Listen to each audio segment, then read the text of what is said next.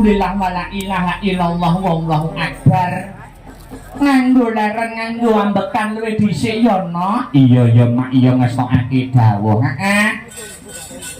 Perkara lakon banjaran sengkuni mengko kena ditutukke utawa dilanjutake ana ing sak rampunge siseng limbukan ning sing luwih wigati ayo aku karo kowe ngaturke apa to awake dhewe sing dadi hajat utawa ujug kabule awake dhewe payangan bengi iki mapan ana ing stadion Brebek ini ngono ya mak.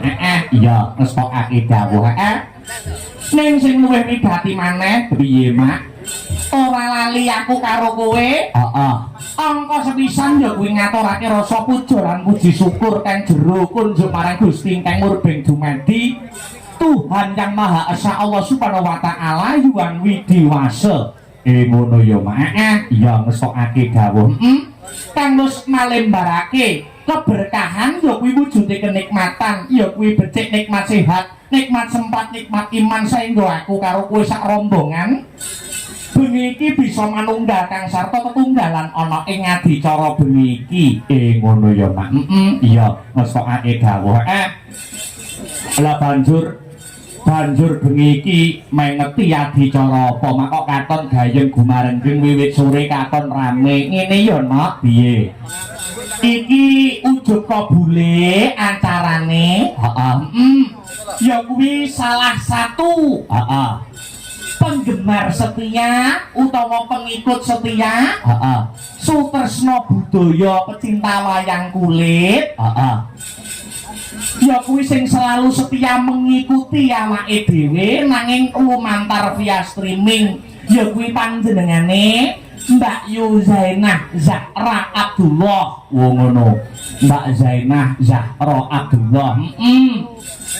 Beliaunya kuwi pejuang devisa sing asline kuwi warga negara Kesatuan Republik Indonesia ning saiki ya kuwi mapan ana ing Hong Kong. Ngono ya mak.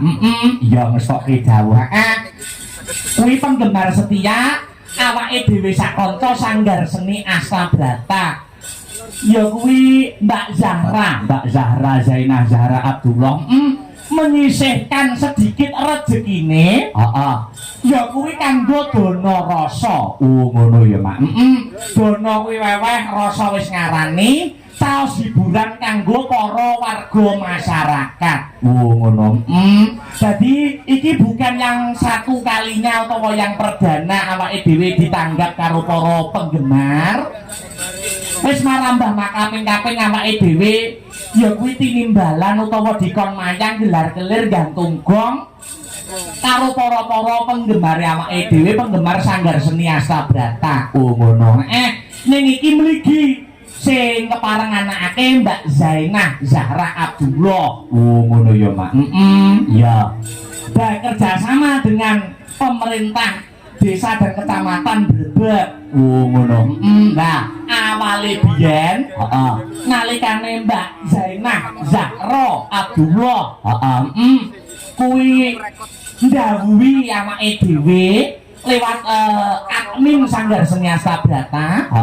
Awake dhewe bingung mergo awit rencana pertama kuwi arep dipapanake ana ing sanggare awake dhewe Jalan Mas Rikono ning jero sanggar. Ning jero sanggar terus berubah meneh. Ya kuwi adicara wayangane ning jaba sanggar ben para bakul iso dodolan ora sungkan nek arep mirsani kuwi dadak mlebu sanggar. Heeh. Ning berubah meneh mergo ya nyuwun sewu, dalanan ngarep gubuke awake dhewe iki cilik no. Ya, dadi kurang jembar, kurang bawira. Oh ngono. Satemah awake dhewe menghubungi para pemerintah kecamatan Oning Brebek bekerja sama iya supaya dianakake ana ing stadion Brebek kaya kang kagelar bengi iki. Ngono ya Mak. Yen panggone jembar, panggone ombo bawira kuwi penonton arep mirsani saka ngendi-ngendi ya kepenak para bakul-bakul arepe ikut mengais rejeki ning pagelaran wayang ya kepenak. Ngono ya Mak. Ya ngestokake dawuh. Dadi iki mligi acarane Mbak Zainah Zahra Abdullah. Ingkang sarta mau sore wis kawitan diwiwiti ya kuwi santungan. Ngono. Menyisihkan sedikit rezekine untuk ya kuwi para sedulur-sedulur, para pemunden-pemunden yang membutuhkan. Ngono ya Mak. Ya Mbak Zainah Zahra Abdullah kuwi pribadi ora tergabung dalam komunitas apa-apa no. Ngono Mak. Senadyan awake dhewe kuwi sing dukung Astabrata, sing dukung kuwi maneka warna genderane. Ya. Komunitase maneka warna sing dadi jeneng lambang kang sarta simbole. Ning yen Mbak Zainah Zahra Abdullah kuwi tidak tergabung dalam komunitas apapun. Iki dadi adicarane pribadi. Oh ya Mak, iya ngestokake dawuh. Wis tok apa wae komunitasmu kuwi mesti dadine becik, kuwi mesti dadine apik, yen tujuane bener ya kuwi ngrembakake seni lan budaya. Ndukung seniman siji-sijine oleh ning sing ora entuk maido seniman siji-sijine. Ngono ya Mak. Mergo adanya komunitas ABC dan D, kuwi tujuane selain ngrembakake seni dan budaya, tidak ada lain ya kuwi golek sedulur nyambung tali silaturahmi. Ngono ya Mak. Dadi sing durung kenal maune malih dadi kenal. Sok sapa sing seneng nyambung tali silaturahmi, ngraketake tali paseduluran, fa insyaallah bakal dijembarke rezekine, didawake sing dadi umure. Amin amin amin ya rabbal alamin. Mula bengi iki awake dhewe wis sak trepe, wis sak pantese kalamun ngaturake panuwun. Ngaturke panuwun ya Nok. Terima kasih yang sangat banyak. Kunjuk sapa wae Mak. Ya kuwi ingkang angka 1. Ngaturke panuwun terima kasih yang sangat banyak kanggo Mbak Yuku Mbak Zainah Zahra Abdullah kang wis menyisihkan ya kuwi kang gelar adicara wayangan bengi iki dono rasa kaya hiburan karo para warga masyarakat. Iki akeh sektor sing diuntungkan, ora mung pelaku senine nanging banyak sektor sing diuntungkan atas pagelaran wayang kulit. Pak insyaallah ganjarane banyu mili kanggo Mbak Zainah Zahra Abdullah pancen bener. Uga ora lali. Gandeng iki uga adicarane bekerja sama karo Kecamatan Brebek, uga awake dhewe ora lali ngaturake panuwun sing tanpa pepindhan.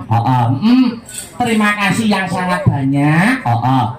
Ingkang ngomong tunggal. Kanggo nuringgih menika Bapak Camat Brebek ingkang mau sonten sampun paring dawuh sabda tama Bapak Tony Susanto SSTP MSI. Ingkang sampun membantu buat repot pagelaran wayang kulit. Menehi ajang kanggo Sanggar Seni Astabrata, menehi panggonan lan ikut andil membantu kanggo suksesi lan umadining pagelaran wayang kulit bengi iki. Ya. Uga ora lali panitia. Ya. Panitiane sapa wae Mak? Piye? Panitiane wayangan bengi iki, terus sing bagian ngurus sten, sing bakul-bakul kae. Kuwi yo panitiane ya wong-wong brebek ini dhewe no ya isih dulur-dulure awake dhewe kabeh ngono ya Mak. Itu panitiane dibantu karo panjenengane Bapak Suwiyono no. Oh iya. Bapak Wiyono, Bapak Wiyono. Piyayine sepuh. Wah nek semangat iki sing masang terot semene iki sapa nek ra Pak Wiyono. Iya. Pak Wiyono ya. Nadyan wis sepuh umure 65 ning semangate luar biasa. Sebuah tuweka ning ndelok wong wedok sik padang no Wiyono kuwi ya. 65 ndelok wong wedok no sing awas ya si Wiyono kuwi ya. Iya sok dawuh. Ya Mak ya. Kang sarta semua panitia yang tidak bisa saya sebutkan satu persatu ingkang sampun ikut andil lumadi ning adicara wonten ing dalu sak mangke. Uga ora lali ngaturke panuwun kanggo ya kuwi panjenengane Bapak Supiyanto. Bapak Supiyanto sing mau sore uga wis paring sabdotama medhar dawuh Pak Piyanto. Kuwi beliaunya sebagai pembina no. Ngono. Pembina momo secara struktural pembina Sanggar Seni Astabrata. Uga sing nondo tangani Napak Astani. Ngono ya Mak. Ana ing biyen peresmian Sanggar Seni Astabrata. Astabrata kuwi diresmikan tahun 2016. Ngono Mak. Ya. Jadi yang meresmikan juga beliaunya Bapak Supiyanto. Nalikane Bapak Supiyanto masih menjabat menjadi kepala dinas pariwisata. Iya. Saiki wis dadi Bapak Diwan biyen ya aku melu ngewangi nyuksesne dadeke no. Iya ngestokke dawuh. Pepundhene awake dhewe Pak Piyanto. Pak Piyanto go kepareng rawuh, mau sore wis medhar sabda. Jadi biyen 2016 Astabrata Pak Piyanto juga ikut meresmikan wayangan biyen ana ing ya Sanggar Astabrata Mbah Sukron. Jadi sing jenenge Astabrata iki ya panjenengane Bapak Sukron Suwondo saka Blitar. Ngono ya Mak. Ya ngestoki dawuh. Kembali ke benang merah. Sing baku ndonga, dongane Mbah Nyumili no. Ngono ya Mak. Wabil khusus doa teruntuk Mbak Yuku, Mbak Zainah Zahra Abdullah. Mugi-mugi sak sampunipun dono rasa ya sedekah nuwun menyisihkan sebagian rezekinya untuk yang membutuhkan Kang Sarto menehi gelar seni lan budaya hiburan kanggo para warga masyarakat Kecamatan Brebek lan sumrambahi para warga masyarakat wonten ing Kukuban Kadipaten Nganjuk. Mugi-mugi wonten ing tembe wingkingipun Mbak Zahra Sembodo ingkang jinangka, rahayu ingkang tinemu, basuki ingkang kaesti, pinaringan rejeki ingkang melimpah, kathah turah tur kebak marang barokah. Amin. Sumrambahe dongane awake dhewe gandeng iki yo bekerja sama karo Kecamatan Brebek, mula ora ana salahe donga kanggo seluruh warga masyarakat Kecamatan Brebek.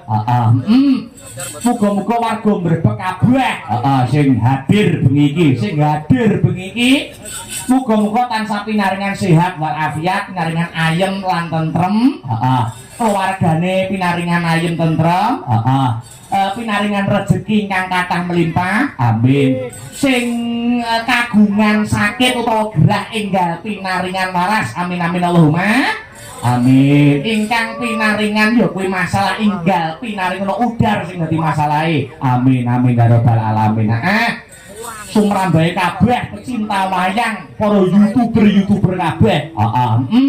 Muga-muga ayem slamet donya, bejo donya, bejo akhirat. Amin amin amin Allahumma Allahumma eman